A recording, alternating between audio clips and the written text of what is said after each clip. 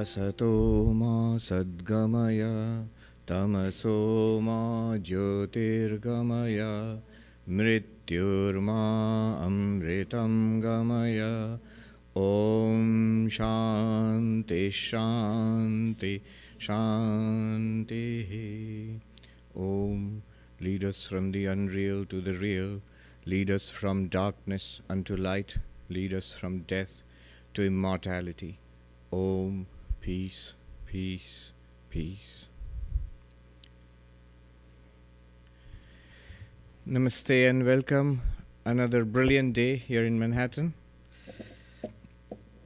Today the subject is Purnam.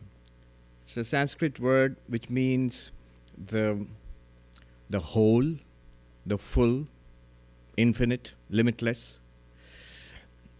This actually forms a pair with last Sunday's talk, which was titled Shunyam, which means the void or emptiness. So emptiness and fullness. In fact, just a little correction for last Sunday's talk. I mentioned a particular book, Progressive Stages of Meditation on Emptiness, and I said somebody who had recommended it to me, but it turns out somebody else had recommended, and he wrote, no, it was me. I recommended it to you. So it was Jackson Peterson, who is a Tibetan Buddhist master and teacher in this country and abroad also, many places abroad. So we are very grateful to him because that book really put a lot of things in place for me. Purnam, why I selected this as, this is sort of, for me, this is a word which encompasses the vision of Vedanta in its entirety and its depth. For me, it is particularly evocative because when I was growing up, a little boy in a city called Bhubaneswar on the eastern coast of India, we have a very beautiful Ramakrishna Mission ashram there, which was founded all the way back in 1918 by Swami Brahmananda, the first president of the Ramakrishna order, whom Sri Ramakrishna considered his spiritual son. Beautiful ashram and very, very deep spiritual vibrations there. Now, as a little kid, one of the memories of the ashram that I have is going upstairs to the shrine. The shrine was on the roof, it still is. But in the old shrine, when you go up there, this was about 40 years ago. First, you enter through a room, you used to in those days. And that room was a bare little room, very sparse. And I can still feel the cool floor on my bare feet and the sunlight streaming through the open windows. There's a very beautiful garden outside and very silent, except for sometimes chirping of birds.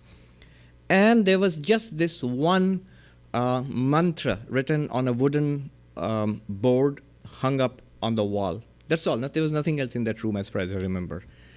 And that mantra said, in Sanskrit, the famous Shanti mantra from the Upanishads, Om Purnamadah Purnamidam Purnat Purnamudachyate Purnasya Purnamadaya Purnameva Vashishyate Om Shanti Shanti Shanti.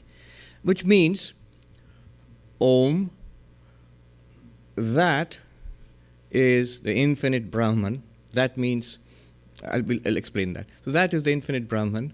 This manifested universe is also Purnam, is that infinite Brahman, is Brahman. And from that Purnam, this Purnam has come. From that fullness, this fullness has arisen. Purnat Purnam Udachyate Purnasya Purnamadaya. In this manifested universe, if you recognize the infinite here, then Purnameva Vashishyate, the infinity alone remains, or the fullness alone remains.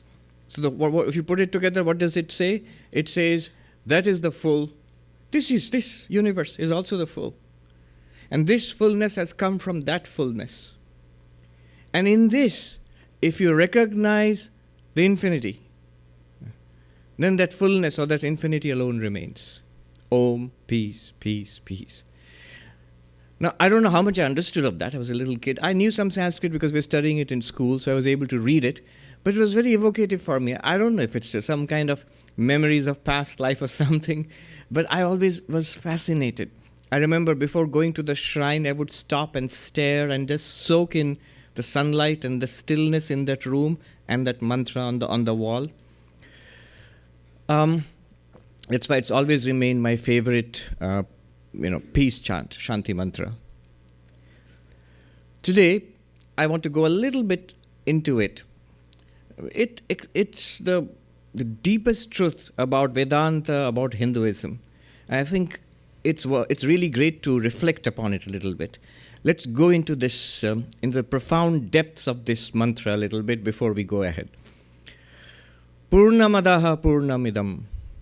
The Sanskrit words ada idam. Ada means that. Something that is not perceptible. You don't see it, hear it, smell it, taste it, touch it. You can't comprehend it with your intellect. You don't have any information about it. It's something that you take on belief. For example, God. God is in heaven. I don't see God. I don't understand it not too well. It's beyond my perception. It's beyond creation. That. In Sanskrit, there's a word for it, paroksha. Paroksha means beyond the range of our senses. It's suprasensible. So that is full or infinity. That which is paroksha, beyond our range of our senses, which we take on belief. Maybe our religion has told us about it. Maybe we sort of believe in it, some kind of transcendent reality. And then it says, Purnamidam. This one, which we perceive right now, this world. This also is full. This is also full. Now, concentrate on the words idam and ada. Idam means this perceptible universe, which we are experiencing all the time. Ada means that, transcendent, which we don't experience, and we sort of either believe in it or don't believe in it. In any case, even if you believe in it, you take it on faith. And now see what the mantra is doing. It's so subversive. It just says both that which is transcendent and that which is right now here empirically perceived and which you are experiencing all the time. They're the same thing. By using the word Purnam, that's Purnam. This is Purnam. It's exactly the same thing. What has been done here is paroksha and this pratyaksha. Pratyaksha means direct. These two words are brought together and both are called Purnam. By that, what is done is, there's a Sanskrit word, badhita, negated. The remoteness and the immediate perceptibility, both of them are negated by showing that it's one reality. Go a little further. If that sounds cryptic and difficult, it'll become easier. But it is a very profound subject. If you go a little further, the next part of the mantra says, Purnat Purnamudachyate.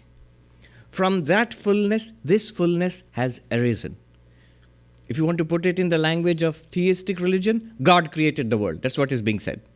God created the world. God created the world. From that fullness, this fullness has arisen. In the Sanskrit grammar of it, Purnat, that's the fifth case ending. From that. Fifth case. Always from that means cause. A cause is being pointed out. And this is the effect. That is the creator. This is the created. And again, the mantra does something subversive. It says, that and this, that cause and this effect are both Purnam. They are not both. They are the same Purnam. By saying that what has been done, causality is negated. From that, this has been created. The mantra is saying, no, nothing has been created. That alone exists. And we are experiencing it as this. But this Purnam, this limitless, this whole, that alone exists. There is no difference between cause and effect. See, this is very profound. Because in traditional theistic religion, dualistic religion, what is said? God is the cause, the creator. And this universe is the created. Dualistic, dualistic in the sense of two different realities. So the cause is real. A dualistic religion will say cause is real. There are dualistic schools of Vedanta which will say the cause, God is real, and this manifested universe is also real. Two realities. And they're separate. The two realities. God has created a separate universe. It's not that they are the same. The non-dualist, the Advaitin, will ask here a question, is that, see, if that is real, nobody doubts that the creator, God, Brahman is real. Neither the dualist nor the non-dualist doubts. Both agree. There is some cause, Brahman, which is real. Some reality, Brahman.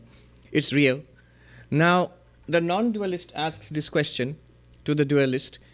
If that is real, and something has come from that, something other than that has come. If something is other than reality, what happens to it? It becomes unreal. It becomes false. In fact, my dear dualist, when you claim that the world is a separate reality created by a creator God, it's equivalent to claiming the world is false. Because it's other than the real God, which I and you, both of us, agree. Whereas what the Advaitin says is that that Purnam and this Purnam, the cause Purnam and the effect Purnam, they are both one and the same. There is no cause and effect. This is the deepest conclusion which you find in texts like the Mandukya Karika, for example. Negation of causality. There is apparent causality. And there is something which appears as this, because they look different. They are experienced differently.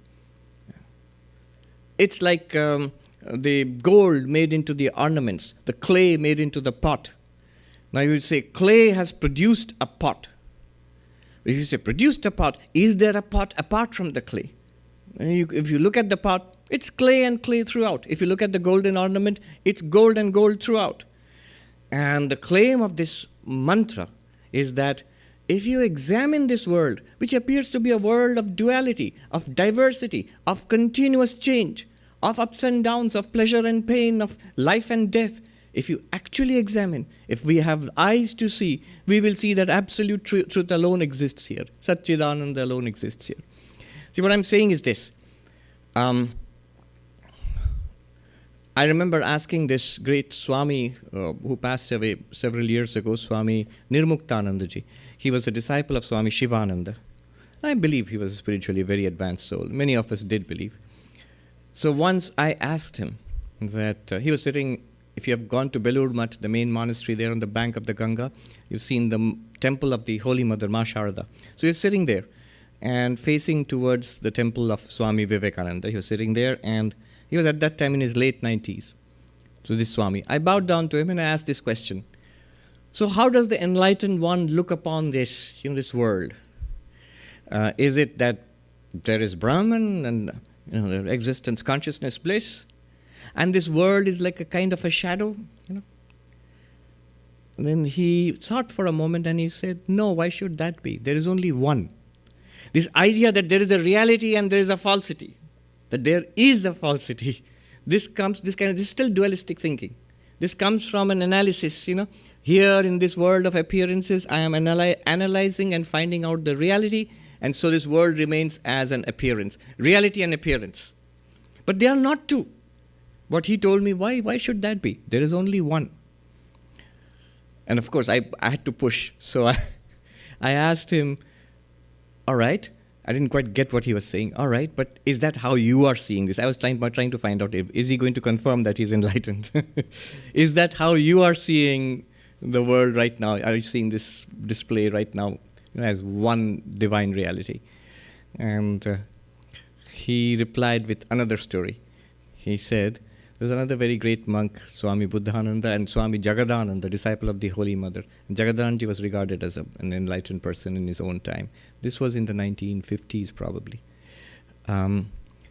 So one day, this Swami Buddhananda, who was in charge of our Ramakrishna mission in Delhi, he asked Swami Jagadananda apparently, well, sir, people say you're enlightened. Are you enlightened? And the Swami replied, if I say yes, will you believe me? I immediately understood what the Swami was trying to tell me. And I bowed down to him and said, yes, sir, I've understood, Swami. So this is a question about so if you're saying, are you trying to say that this itself is Brahman, what we are experiencing? It doesn't look like it. There is this question about the reality of the world and the falsity of the world. There are schools of Vedanta which say the world is real. There are schools of Vedanta, like Advaita Vedanta, non-dual Vedanta, which we're speaking about, which say the world is false. And there's a big quarrel about it. Is the world real or false? Is it a reality in itself or is it an appearance? Really speaking, that question is misguided. Sri Ramakrishna was asked once that is the world false? Like Advaita Vedanta would have it, would say. Sri Ramakrishna said, why should the world be false? That is a step in Vedantic inquiry. In Bengali he said, Bicharer Katha, in the step in Vedantic inquiry. Now it's a very nuanced reply. He did not say the world is not false, it's real. He didn't say that. He didn't say, of course the world is false. He said, no, when you say the world is false, he knows what's in the mind of the person who's asking. The person is asking from an Advaitic perspective, non-dual perspective. See, that's a step in non-dual inquiry. Vicharer Katha, in Bengali he said. But that's not remarkable also. Sri Ramakrishna's observation, that's a Vicharer Katha, it's not remarkable because Advaita itself, Advaitic texts like the Panchadashi, a classic of post-Shankara Advaita, they also say the world is false. And I'll tell you exactly what they say. Vidyaranya Swami, the author of the text Panchadashi, he says, what is the status of the world? Is it real or is it false? And who is saying this? A follower of Adi Shankaracharya, committed non-dualist, the author of the non-dual classic Panchadashi. He says that this world, he says, to the ordinary man in the street, he says, Vastavi, it's absolutely real. It can't be ignored. It's real. Vastavi means Vastu, real. To the philosopher, to the inquirer, he says it is anirvachaniya. It cannot be classified as real ultimately or as unreal. That is the definition of falsity. Something that appears to us, like the rope, like the snake in the rope. It appears to us, like the water in the mirage. It appears to us, but it's not real in itself. There's no real water in the mirage. There's no real snake when it's actually a rope. So something that appears but does not exist. You can't deny that it appeared to you. For a moment you thought it was something else. So that's called falsity. It's like a lie. Somebody tells a lie. It's not the truth. But it's not nothing either. It didn't keep quiet. See, there are three things. Telling the truth, and keeping quiet, and telling a lie. So when somebody tells a lie, the person did say something. It's not nothing, but it's not the truth. Similarly, falsity is when we experience the reality as something other than what it is. So we experience the rope as a snake. You're not experiencing a rope as a rope. You're experiencing the desert not as a desert, but as an oasis full of water. That's a mirage.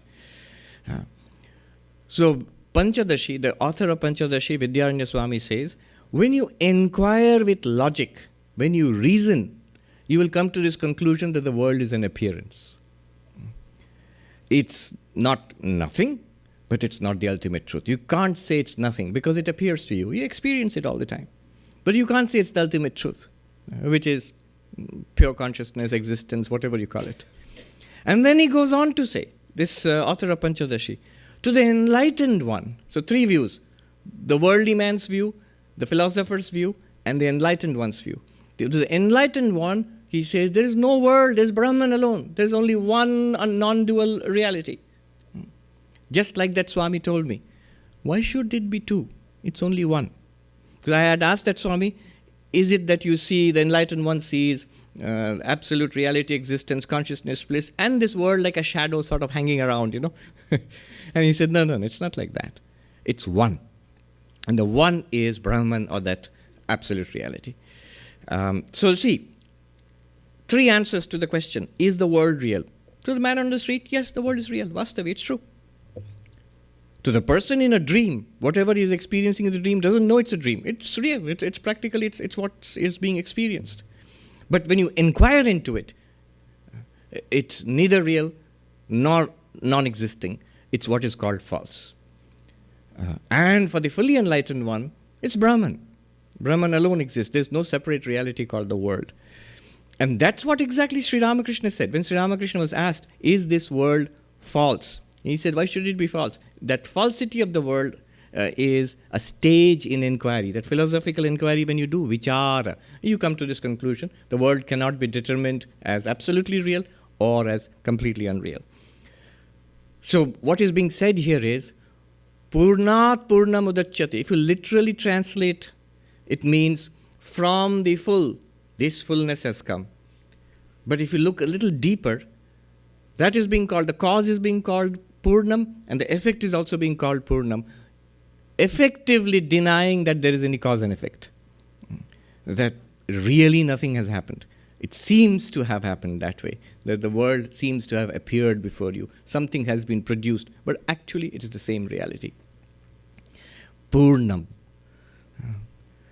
In which case, what is being said here? What's being said here is, whatever we are experiencing, wherever we are, worldly, spiritual, in whatever sense, whichever religion we belong to, whatever we are experiencing, the dramatic claim is you are experiencing nothing but God.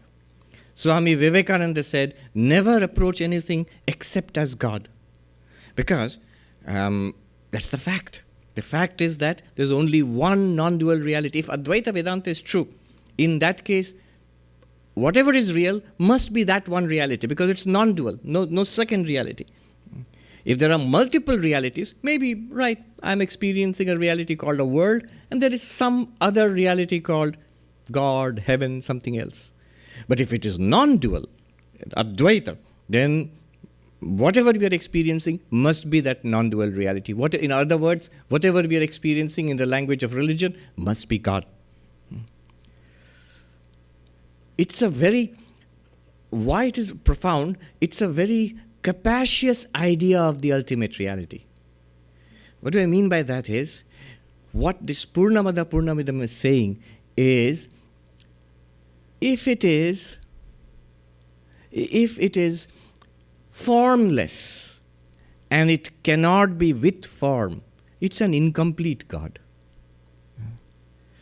If it is with form and you deny that it can never be formless, it's an incomplete God. If you say it is with form, but it only has to be, God has to be a male form, it's an incomplete God. Always Shiva goes with Shakti. And Shakti, you cannot say it is only Shakti. There's always Shiva in the background. If it's only female, then it's an incomplete God. If it's only to be worshipped in a form which is with a human form, it's an incomplete God. That's why in Sanatana Dharma, in Hinduism, you have God being worshipped as a fish, the Matsya Avatara, as the tortoise, the Kurma Avatara, as the man lion, in the human form, in the male form, in the female form, in the male and female form together, Ardhanarishwara, and with no form, formless. But the idea always is, if you say it is only formless, then it's an incomplete God. Then comes the Muslim or the Christian and says, well, God is formless, and these Hindus have got it wrong. Smash these images and destroy the temples. No, it's an incomplete idea of God you have got. It leads to fanaticism, it leads to hatred, it leads to violence. It is what is called in Vedanta, in yoga also, raga dvesha, likes and dislikes. Strong likes and dislikes. See, what is the problem with strong likes and dislikes? Practically it's all right. People can have preferences. We'll automatically have preferences. However, deep within, we should not hold on to these preferences as ultimately true. Because if it is a non-dual reality, then whatever we are experiencing, whether we prefer it, whether we don't prefer it, whether we love it or whether we hate it, it must be the same reality. The same Brahman in our friends and in what we consider to be our enemies. In people like us and in what we see as people different from us. In human beings and in non-human beings. In living beings and in non-living things. It must be the same background reality somewhere. Otherwise, non-duality cannot be true. when we have this idea of non-duality, it translates into Purnam. And that is what you see, if you look at the enormous breadth and richness of the Sanatana Dharma of Hinduism. The non-dualistic schools, dualistic schools, Vishishtadvaita, Dvaita, all the different schools. How can it be such extraordinary variety can happily coexist with each other? Even a lot of Hindus don't understand this. So there have been occasionally, reform schools. No, we must not worship images, and therefore let's have a reformed Hinduism without image worship. And there were reform movements always. That's all right. Hinduism is fine with that too. Sri Ramakrishna came up as a bulwark against this silliness. He comes and quite unapologetically, he goes and worships an image. And the image of Kali, Bhavatarini Kali, in Dakshineshwar. And reaches enlightenment, not just enlightenment. The range and breadth of his spiritual experiences is unparalleled in the history of spirituality. Show me one other instance of such extraordinary samadhis, of such extraordinary mystical experiences, of such extraordinarily universal teachings. No, you cannot find another example like that. That's why Vivekananda said, if image worship can produce one like Ramakrishna, worship 1,000 images, I say. So Purnam, a capacious idea of the divine. If the divine is worshipped as Shiva, the male form, as Parvati or Durga, or Kali, and Lakshmi in the female form, as Ganesha. If your God cannot be an elephant-headed God, it's an incomplete God. But if your God is only the elephant-headed God, it's also an incomplete God. So where does this extraordinarily capacious idea of divinity come from? From Purnam. It includes all of it. Last time we did Buddhism, and you can say this sounds very different from it. That sounds very minimal. Extraordinarily logical and minimal. Philosophically austere. This sounds very maximal, inclusive of anything and everything. What this does is, it frees us from raga dvesha, from thinking that this alone must be right and that cannot be right. It frees us from fanaticism. It frees us from thinking that only Sri Ramakrishna, one thing he did not like at all, he would say again and again. In Bengali he said, Matuar buddhi, dogmatic attitude. He said, never set a limit to what God can be. Never set a limit to the infinitude of that ultimate reality. That comes from this Purnam. The fullness of what is experienced here and there. In the cause and in the effect. It's the same reality. All right, I still haven't started. Now I'm going to... If you ask the great philosophers, Nagarjuna, Chandrakirti, if you gave them this Purnam idea, what would they say? They would smile tolerantly and would say, that's cute, but it doesn't stand to reason. You must establish it on the basis of reason and experience. So that's what Advaita Vedanta sets out to do. This vision was there. In the Vedas itself, this vision was there of this Purnam. This Purnamada, Purnamidam comes from the Vedas. But how do you make it a logical philosophy, a logical worldview or God view, whatever you call it? And how do you experience it, make it part of your living, your lived life? So here goes. Advaita Vedanta, I'll take the Advaitic philosophy, which establishes this Purnam. It says, the unique thing about Advaita Vedanta is that it's not a philosophy or spiritual path which says that there's something else to be attained. What you get in Advaita Vedanta is what you have always had. And what you remove in Advaita Vedanta is something that was never there. I always say it sounds like a con job. There was this snake oil salesman in the Wild West, Wild West, and he was arrested and brought before the magistrate by the sheriff on charges of offering cures to non-existent diseases and real cures to imaginary diseases and imaginary cures to real diseases. So Advaita Vedanta sounds like that. When it says, what will you get after all of this? You will get what you always had. And what will you remove? What will you get rid of? What will you improve after all of this? He said, what was never there. That's what you're going to get rid of. In Sanskrit, this is called praptasya prapti, nivrittasya nivritti. But they mean it, praptasya prapti means attaining what is already attained. Nivrittasya nivritti means removing, negating, curing, something that was never there. But what does it mean then? It is because of our ignorance, what is already attained, what was always there, seems to be not there. Advaita Vedanta says, you are Brahman. You are not this body, not this mind. You are limitless existence, consciousness, bliss. And you are that right now, whether you know it or not.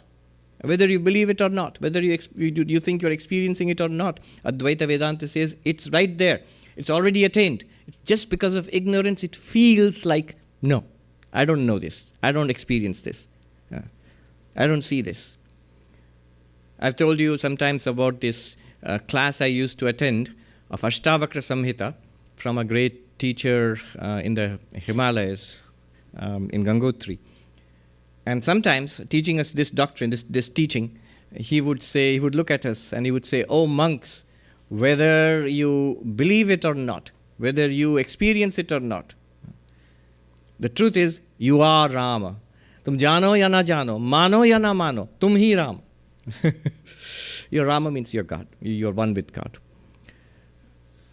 And what does it remove? Samsara. I am here in spiritual life because I am suffering. Like the Buddha said, there is suffering. So the first noble truth. And that has to be removed. I am suffering. I am going through birth. I'm afraid of birth and death, this cycle of birth and death. I'm terribly afraid of death. I'm afraid of old age and sickness. I'm afraid of financial ruin. And I'm suffering from the miserable behavior of others. Or from generally the suffering of humanity and other living beings in this world. There is so much suffering here. I'm suffering, and spirituality promises to take me beyond suffering. Every religious path gives you a solution. In this way you will go beyond suffering. In samadhi or by going to heaven or something like that. The Advaitic path tells you that yes, this suffering actually, what you're thinking, it's always removed. You are beyond suffering. It's because of ignorance that you think that you're in suffering. All right. So this sounds very crazy. It sounds cool. I think Americans will love it. It sounds kind of counterintuitive. But how do we make sense of it? How do we make sense of the fact that right here, right now, I am that absolute truth and I am beyond suffering. And so are we all. So Advaita Vedanta starts with experience. Not extraordinary experience, not mystical experience. See, the trick there is that someone might promise, all of this can be experienced, you don't have to believe it. But how do you experience it? Well, you put in the hard work of 40 years of meditation and then maybe you'll experience it. If you don't, better luck next life. That is no good. Advaita Vedanta says what we are talking about is right now. It is being experienced now, but you don't recognize it. You know what it's like? If Jim is here, and I don't know who Jim is, and I'm looking at him, and somebody introduces, that's Jim. I say, oh, I see, now I get it, that's Jim. Did I see somebody new? No, I was already looking at him. But I just recognized that this is Jim. Advaita Vedanta is like that. It brings us to see what is already there, but we never saw it earlier. The beautiful story of the washerman's diamond. The washerman found a diamond, but he didn't know what the diamond was. He just thought it's a rock. It's an odd-looking rock. And in India, washermen, they will take your laundry out to the river bank and they will slam it on the rocks and they'll wash it. They'll get it clean, but you'll be horrified at what they do to the fabric. And then they'll scrub it clean, and they use that rock. So he used to use this diamond to scrub dirty clothes. And he didn't know he had got something that could remove all his poverty. But he was curious. This rock is different from all other rocks. So let me ask my friend, the vegetable seller. And the vegetable seller was a little more thoughtful than the washerman, and he said, well, this rock, it's pretty, so I'll give you a bag of brinjals for it. The washerman did not sell it. He took it to somebody else who knew a little more. Finally, he took it to a diamond merchant. And the diamond merchant said, this is a magnificent diamond. I'll give you millions of rupees for it. And so all the washerman's needs were removed. His poverty was gone forever. Now that's a parable. The parable points to the fact that we already have the rock. But like the washerman, we don't know that it's a diamond. And Advaita Vedanta is like the diamond merchant who wants to introduce us to it so that all our problems are solved immediately. So what is this rock, which we all have already, right now? It is experience. In Sanskrit, Anubhava. What experience? All experience. Any experience. All right, right now I'm going to begin introducing us to the rock. So follow closely. Experience, when we look at our experience, which experience? All experience. Notice one thing about experience. All experience has this structure. In every experience you find, I am the subject and this is the object. Subject and object. Look around, right now, all the time. And right now, I am the subject. Take it in a very naive way.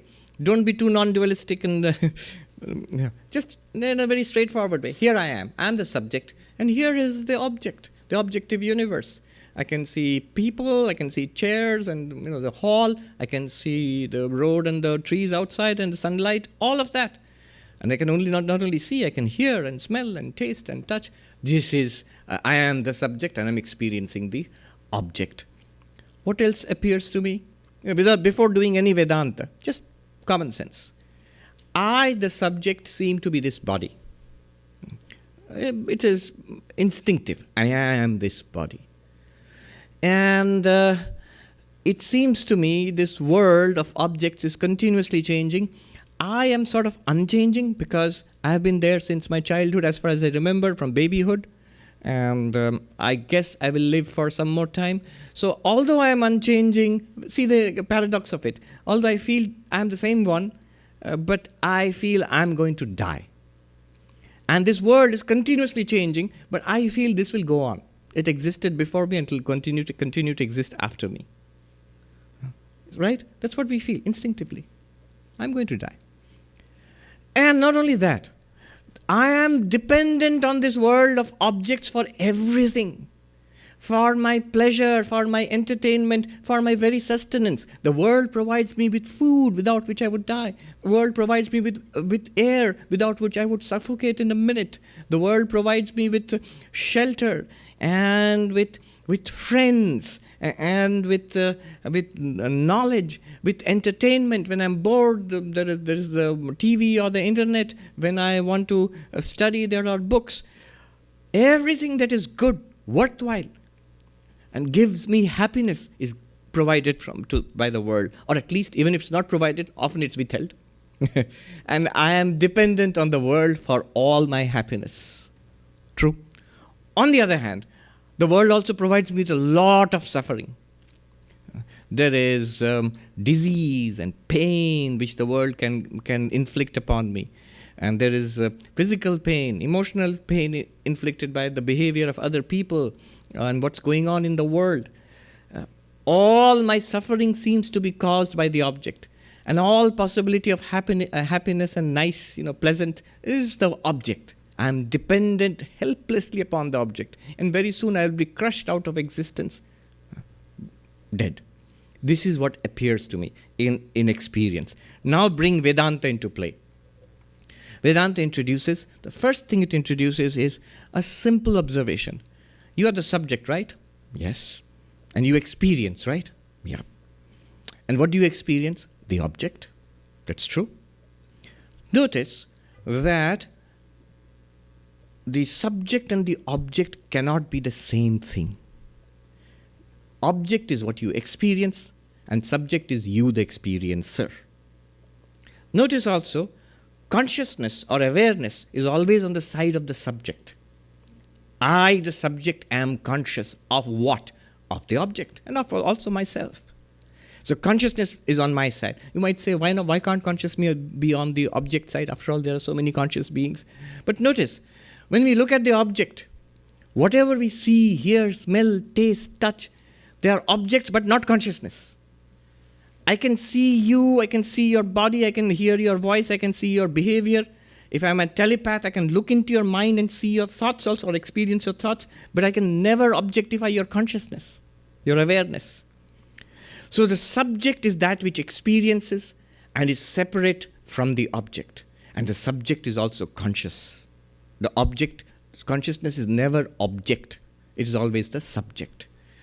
Now if we apply that, then we see something remarkable happening. The first result which emerges from it is, when we look at ourselves, the subject, we notice what seemed instinctive to us, that I am the subject. Where is the subject? Here.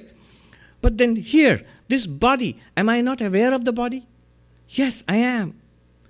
And the principle is, whatever you are aware of is an object. And you are the subject, which is awareness. Or at least awareness is on your side. So if I'm aware of the body by definition must be an object, like this. This, like the clothes that I'm wearing, object. Then in this case, this body, it is an object. In fact, it's an object to all my senses. I can see it, I can touch it, I can smell it, taste it, even hear it, the sounds of the heartbeat or your tummy rumbling. All my five senses objectify the body. The body, I begin to discover, is an object. Just like things out there, it's a thing. It's a remarkable thing. It's an extraordinary biological machine. But it's still a thing. And anything that is an object to consciousness, it cannot be the subject. Till now I thought I, the subject, I am this one, but I now realize this is the world of objects and part of it is the body. And that's common sense. You don't need Vedanta for it. It's just a little bit of reflection shows, yes, just as this body is an object to my doctor, the doctor who prods it and probes it and scans it and tests it, it's an object. It's a biological living object. For me also it's a biological living object.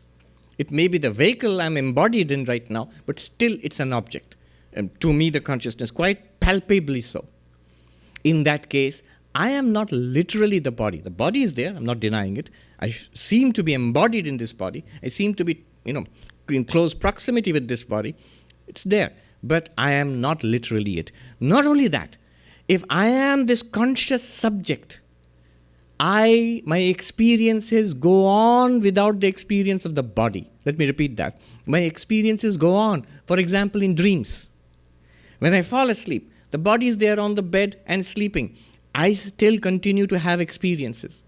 My dreams, pleasant dreams, nightmares, all of that continues, and there's no part of that dream is the body sleeping on the bed. I've completely forgotten it. What am I saying? Our conscious experience as subjects can go on without reference to this physical body. That's all I'm saying. That also goes to reinforce the idea that I, as a conscious subject, am not literally the body. My conscious experiences can go on without experiencing the body. You might say, wait, just a minute, you're pulling a fast one. Because after all, you, the conscious being, this conscious subject, is being generated by the body. The body is the reality, and the body, the brain and the nervous system are generating you, the so-called subject consciousness, which is dreaming. So you actually don't exist apart from the body. You are not a separate reality apart from the body. You are just something that's an epiphenomenon, a product of the body, processes in the body. But that's not established at all. Forget Vedanta. Even in hard science, that's what's called the hard problem of consciousness. You have that right now. There is just simply no way of reducing our first-person experience as subjects, as consciousness, to the processes in the brain. That's the whole issue, the hot topic in consciousness studies. So we will go with this. I am consciousness. I continue to exist in dreams also without reference to the body. So I cannot literally be the body.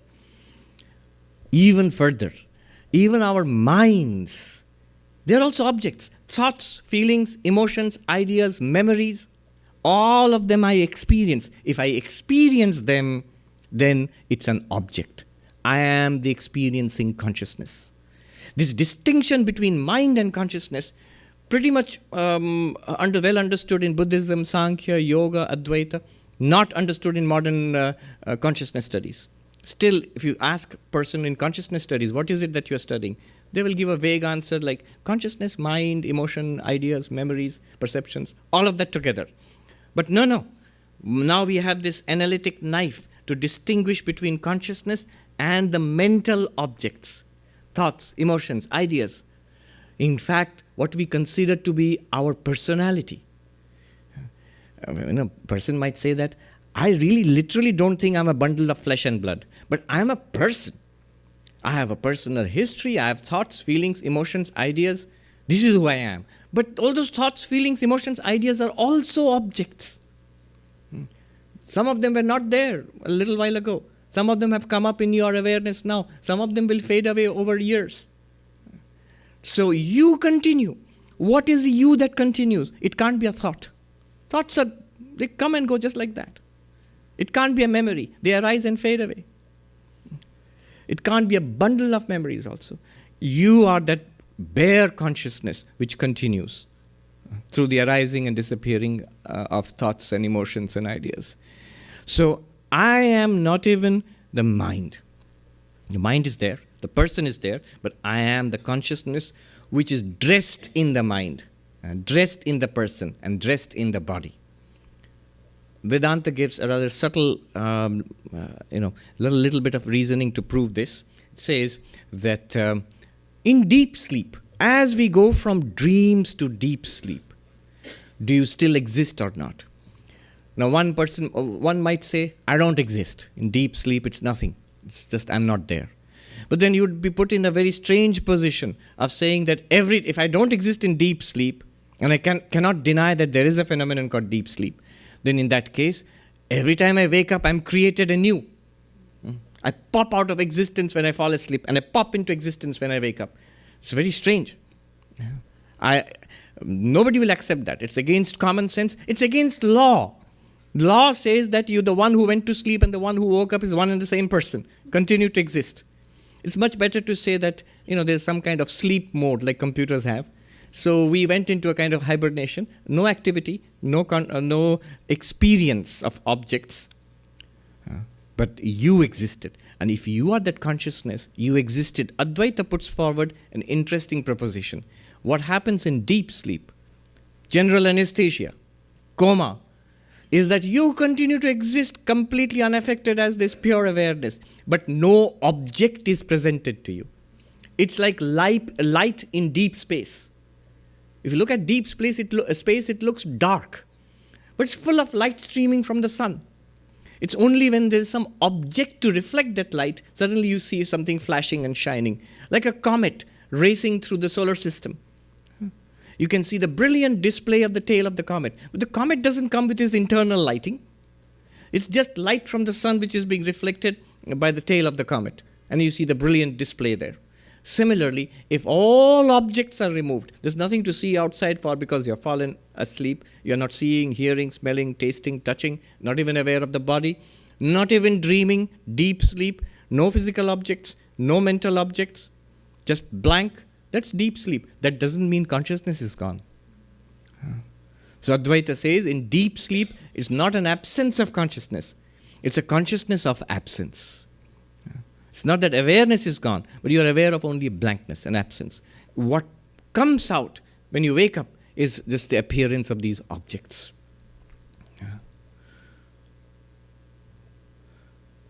So therefore, I am not even the mind, because I continue as consciousness when the mind is gone, in deep sleep, anesthesia, coma.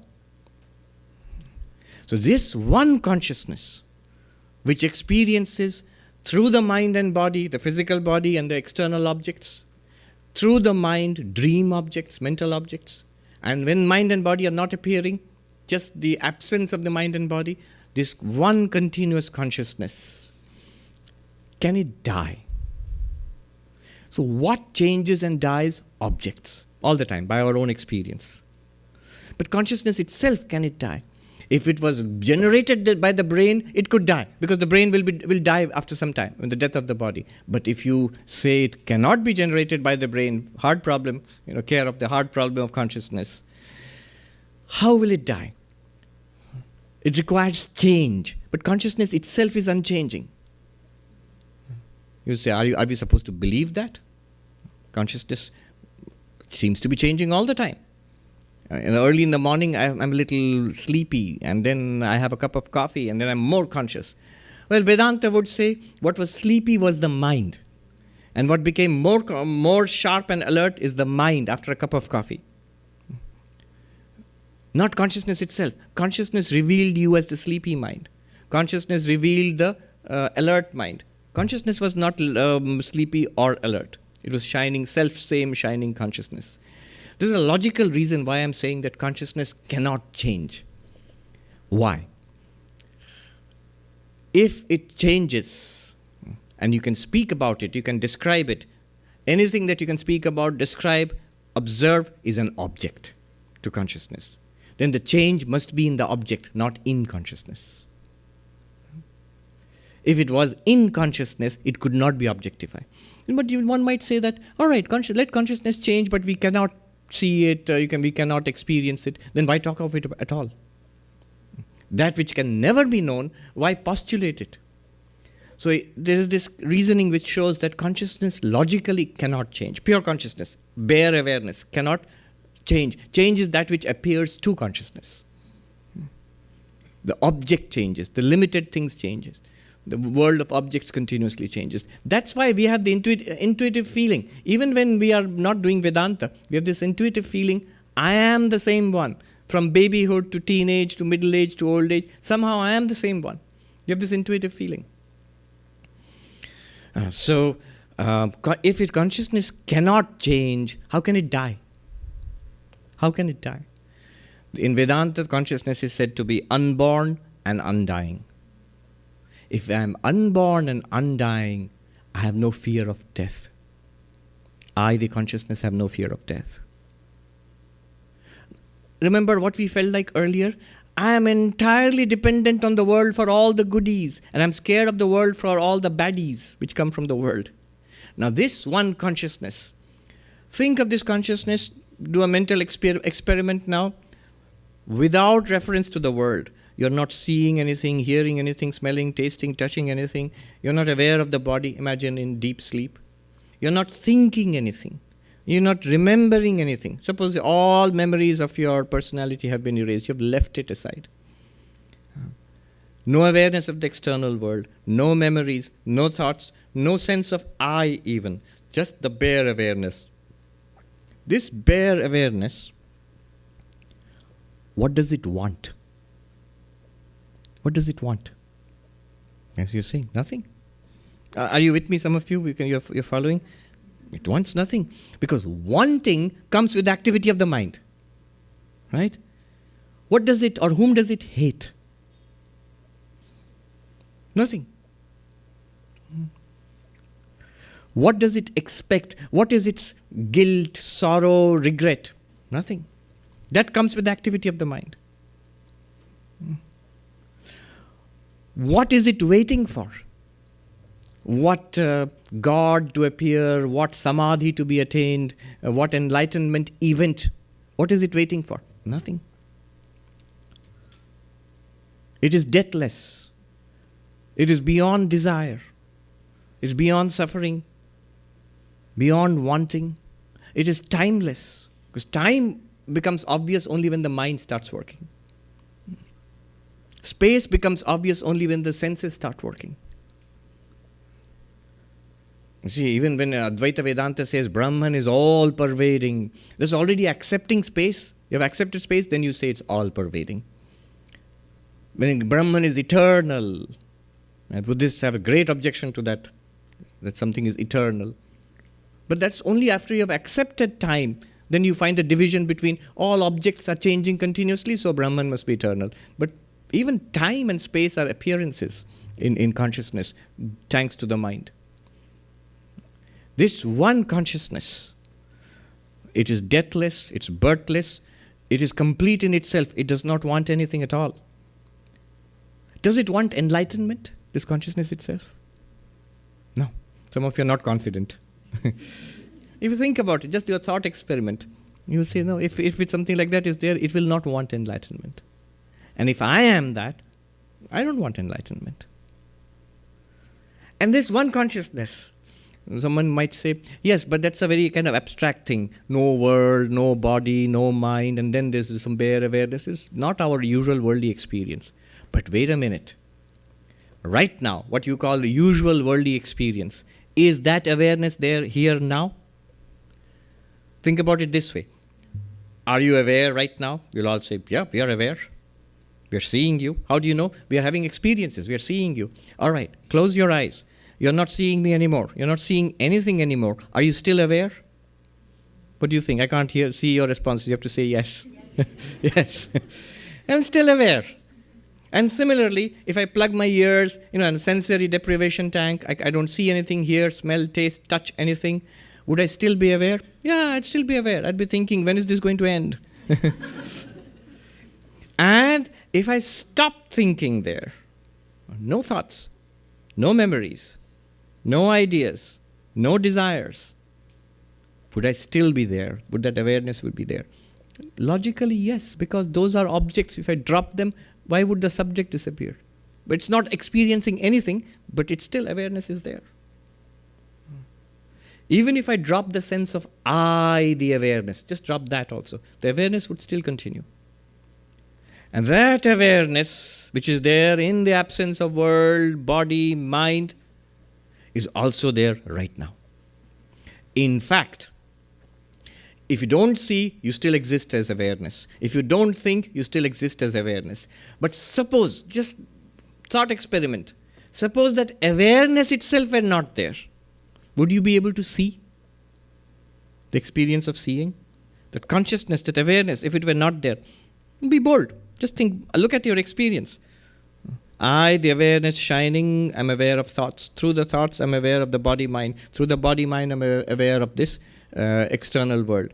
If I, the awareness, were not there, would this experience of seeing be possible? No. Would the experience of hearing, smelling, tasting, touching be possible? No. Would the experience of thinking, experience of the spiritual quest, would any experience be possible if I, the awareness, were not there? No. So this awareness, because of this, we are constantly having all these experiences.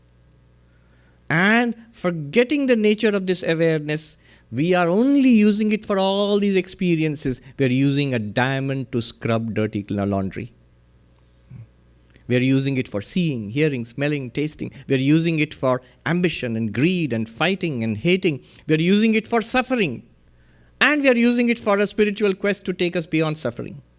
But this awareness in itself is beyond suffering already. Even in the midst of seeing, hearing, smelling, tasting, touching, it's beyond suffering. What suffers? This awareness forgetting its real nature? In alliance with the mind and the senses, and one body becomes a suffering living being, sentient being. The awareness recognizing its own nature with the help of the mind. How do you recognize? With the help of the mind. Recognizing its own nature in the midst of hearing, smelling, tasting, talking, living, doing whatever has to be done in life is free of suffering. If I identify myself, if I note that I am that bare awareness, no matter what happens, I'm actually free of suffering, in the midst of suffering also. Sri Ramakrishna, an example, famous example, dying of throat cancer. And his disciple, Hari, Swami Turiyananda, comes, young boy, comes and says, how are you today, sir? And Sri Ramakrishna says, oh, it hurts, I cannot eat. And this young man, for some reason, says to him, but sir, I see that you're in great delight. Apni anande achen. The cruel thing to say to a cancer patient. Sri Ramakrishna bursts out laughing and says, oh, the rascal has found me out. He admits that this boy is right. I'm in great bliss. Now, was he acting that he is in pain and he cannot eat? Is it his play acting? No, it's true. Just like any cancer patient suffers, he suffered. But like most cancer patients do not have this insight, which in the midst of suffering, gives him this oasis of peace. That I am in my real nature as awareness, which is not an object, which illumines all objects, including this painful object of a cancer and a tumor and a dying body. I am all right. I was before this appearance of this cancerous tumor, and I'll be there after this cancerous tumor disappears and the body disappears. I am in the middle of that also. In the middle of this appearance also, I'm fine. And this is not just Sri Ramakrishna. All of us, we have that diamond right now, which takes us beyond suffering, which is itself beyond suffering.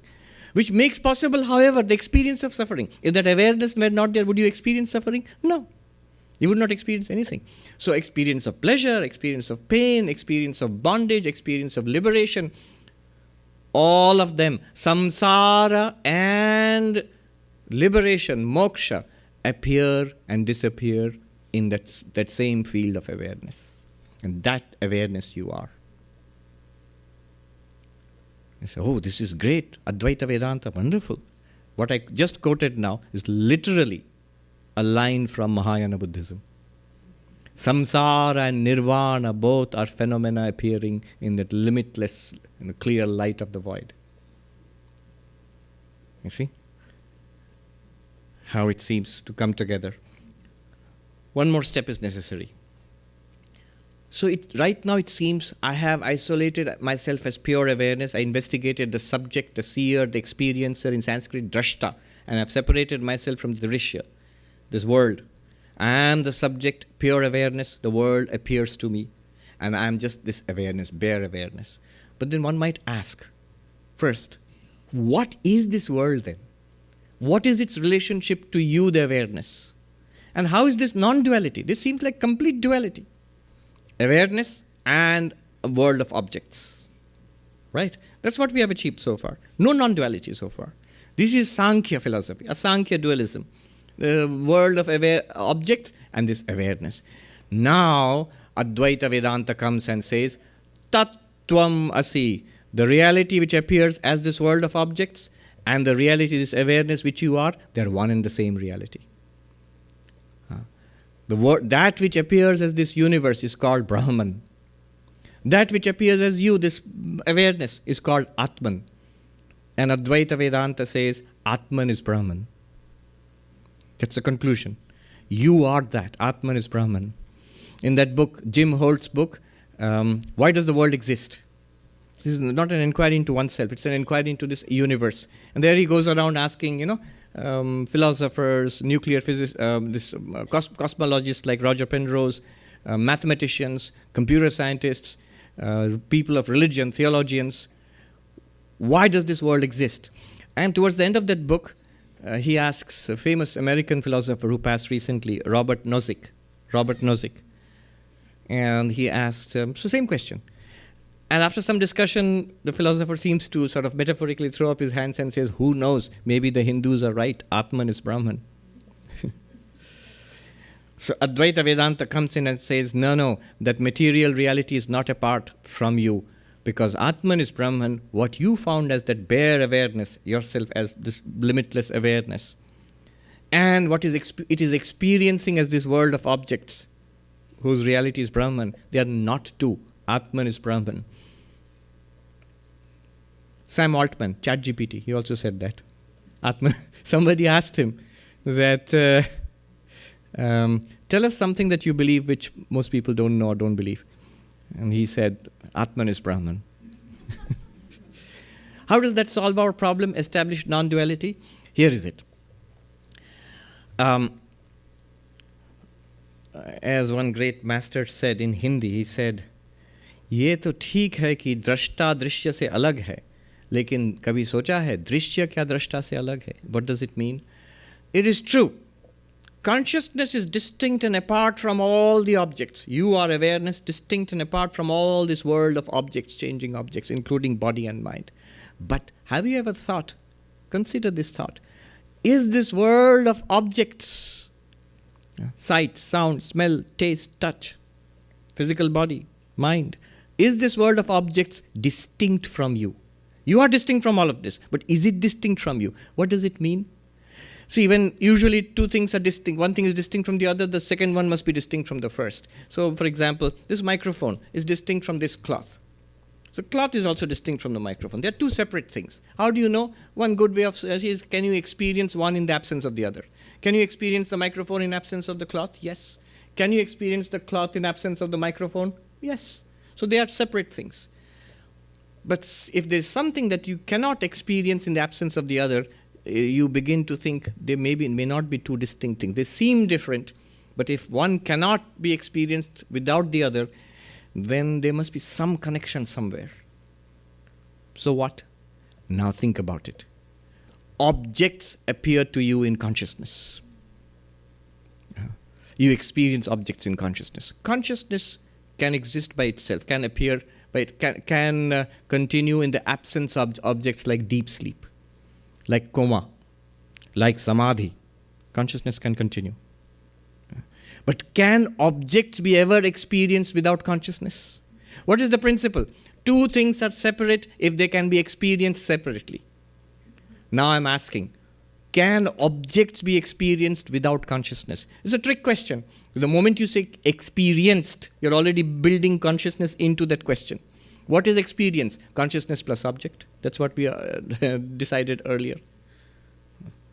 Objects can never be experienced in the absence of consciousness. In fact, the absence of consciousness, according to Advaita Vedanta, is an impossibility.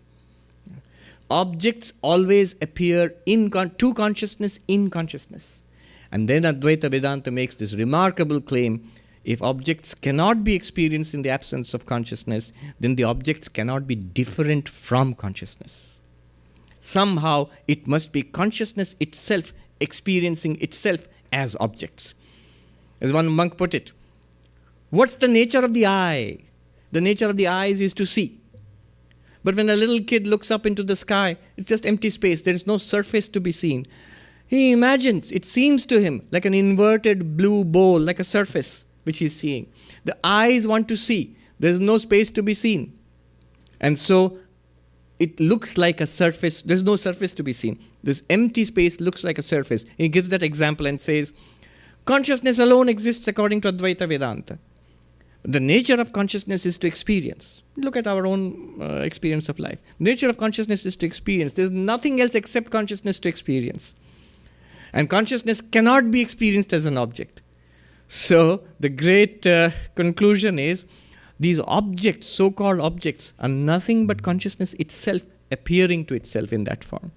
That you must give credit consciousness as innate ability of consciousness, what the Buddhists call a magical display of the phenomena of samsara and nirvana.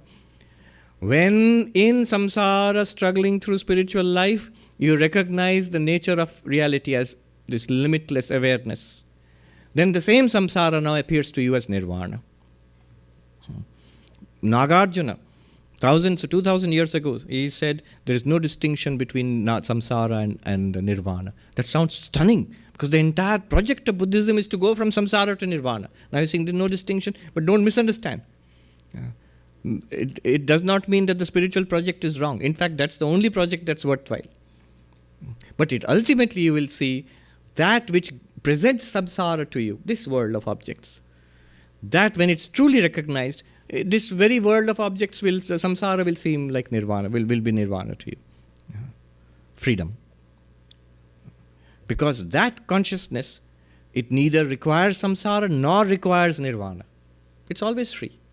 That's why Shankaracharya sings, Mano buddhi ahankara chittani naham, the chidananda rupa shivoham. Then he says, na dharmo, na chartho, na kamo, na moksha. I don't even want moksha, nirvana. Why? Chidananda rupa shivoham, shivoham. Because I'm of the nature of consciousness and bliss. I am Shiva, I am Shiva. That's why the consciousness itself does not want moksha. It's the sentient being who feels that I'm caught in samsara. Moksha is not here as yet. I must struggle for moksha and nirvana, and then attains to nirvana by realizing who am I, what am I, and then sees this entire display as appearing in that consciousness, as nothing but that consciousness. Then everything that we experience in this world, people, trees and animals, sky and earth and water and fire, all of that, and our internal universe of thoughts and emotions and ideas, good and bad, all of that is nothing but this one consciousness, filling it through and through, Purnam. Everything that we encounter is this one limitless awareness. Our own nature, called Atman, Brahman. The Buddhists called it the clear light of the void. And this is appearing to us in all of these forms. And therefore, Purnamadah Purnamidam, that transcendent light is this world of subject and object. Right now, in our own experience. From that transcendent light, this world, Purnasya Purnam, Purnat Purnamudachyate, from that fullness, this has arisen. What does it mean? In you, that limitless awareness, this world of objects, mind, body, and external world has arisen. Purnasya Purnamadaya, in this fullness, if you recognize all these objects are nothing but me, the pure light, Purnameva Vashishyate, light alone exists then. This limitless light alone exists. Now, I don't want to overuse this light metaphor, because it can be misunderstood, grossly misunderstood. Somebody said to me that, okay, so we are all this light. So light is photons. Are we photons? I said, oh God, no, not in that sense. It's a metaphor. I don't mean that we're actually physical light there. It's just bare awareness. That's what's compared to light. Because of the nature, it illumines everything and is self-revealing. This light illumines physical things and is self-revealing. In that sense, consciousness or awareness illumines everything and is self-revealing. Purnamadah Purnamidam, what seems very far away, diamond, and it seems very different. This is a rock, same thing. And it seems that from the rock a diamond has come, but it didn't, because the rock and the diamond were the same. When does it seem? After realizing that it's a diamond. Oh, from the rock a diamond has arisen. It hasn't actually arisen, it was always that. Then Purnasya Purnamadaya, in the rock when you discover the diamond, Purnameva Vashishyate, the diamond alone remains. So this is a very profound subject, and I just want to leave us with this thought that in the end, if you have attended last week's talk at the 5 schools, progressively deeper understanding of, none of them are wrong understandings, they are deeper and deeper understandings of the teaching of emptiness. The last one, emptiness as the clear light of the void, in which samsara and nirvana are appearing and disappearing.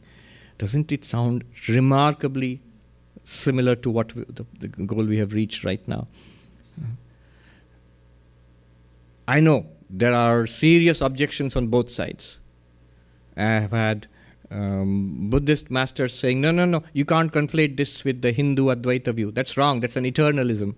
There's one eternal reality called Brahman you're talking about. Not really, as we saw. Because the eternal only accepting time as a reality. And on the Hindu side, they say, no. You can't conflate Purnam and Shunyam. Because Shunyam is just nothing. It's nihilism. Which is again unfair. Because Nagarjuna 2000 years ago strongly says, we are not talking about nothing. Does it exist? We say no. Does it not exist? We say no. Both exist and not exist? We say no. Neither exists nor does not exist? We say no. Chatushkoti vinirmukta tattvam. The reality is beyond these 4 logical alternatives of the mind. The mind keeps playing within these logical alternatives. The truth is beyond all these concepts. I got a call from a great traditional teacher of Vedanta from India, from Benares, in alarm saying, are you going to, in Bengali he said, Shunno Purno ek kore deben naki? Will you make it one? What's going to happen in this talk? Are you going to say that Shunyam and Purnam are, in one sense, in a sort of ultimate sense, yes. Swami Sarvapriyananda ji, the biographer of Sri Ramakrishna, in Sri Ramakrishna, the great master, he writes, what they, the Buddhists, call Shunyam, it is what we call Purnam. We're talking about the same thing itself. Sri Ramakrishna, I'll let him have the last word. Very interesting last word. very Purnam type teacher, who said, in every path, whether you're worshipping God as mother like he did, or as the beloved Krishna, or as the Christ of the Christians, or as Allah of the Muslims, in whichever way you do, it is the same reality. You can see the Purnam philosophy behind it. Once he was asked about the Buddha and emptiness. It's in the Gospel of Sri Ramakrishna. Somebody said to him, but the Buddha was a Gnostic. Gnostic might mean two things. One is a non-believer in the Vedas, which he was, and the other one is not believing in some God or ultimate reality, which he was not. Sri Ramakrishna immediately protested and said, why should he be a Gnostic? He could not express in language what he had discovered. He could not put it in language. Why could he not put it in language? Was his Sanskrit grammar faulty? No, he was a very learned person, a very learned prince. He had gone through all the philosophies, and after giving up his kingdom and searching for enlightenment, he had gone to all the existing masters and learned whatever they had to teach. So he knew all that. But what he had discovered finally could not be put in language. The moment you have language, you have concepts. Language and concepts come together. And you try to put in that, you will be doing an injustice. So Sri Ramakrishna said, but he didn't explain all this. He just said he could not put in language what he had discovered. And I'm just reminded, the Buddha's great silence when he was asked these questions. I think 14 questions, he remained silent. There's a lot of discussion in Buddhist philosophy. Why did he remain silent? Not because he didn't know the answers. He knew all the answers, but none of them were adequate. Why did he remain silent? Because the real answer cannot be put in language. And that's the beginning of the Madhyamaka philosophy of Nagarjuna, who says if you clothe it in language and concepts, it's bound to be wrong. And then comes the extraordinary statement of Sri Ramakrishna. He says, Osti nastir majhe sheikhane thik thik, in Bengali. That which is between is and is not. That's exactly right. Which is a very strange statement for a Hindu teacher to make. The Hindu teacher, beyond existence and non-existence, beyond the manifest and non-manifest, is Brahman. That language you find in the Upanishads, in the Gita, na sat na asaduchyate, Bhagavad Gita, you find that language. But between, this between is a very peculiarly Buddhist idiom. In fact, the very word Madhyamaka means between. It's neither the extreme of some existing God, Atman, Brahman, nor the extreme of nothingness. It's between. Madhyamaka. Literally, in anybody who knows Indian languages, it sounds immediately like middle. Madhyamaka. And here Sri Ramakrishna says, that's exactly right. This most Hindu of all teachers, this image worshipper of Kali, this Purnam teacher, and he uses the word of the language of Nagarjuna and Chandrakirti and says, that's exactly right. All right, we take it as it is. It's an amazing journey into emptiness last week and into fullness this week. I pray to Sri Ramakrishna, Ma Sharada, Swami Vivekananda to bless us with that vision, with that insight which liberates us from samsara, where we can finally see samsara and nirvana or moksha as appearances in the reality that we are, this limitless awareness. Om Shanti Shanti Shanti Hari Om Tat Sat Shri Ram Krishna Arpanamastu. Thank you very much.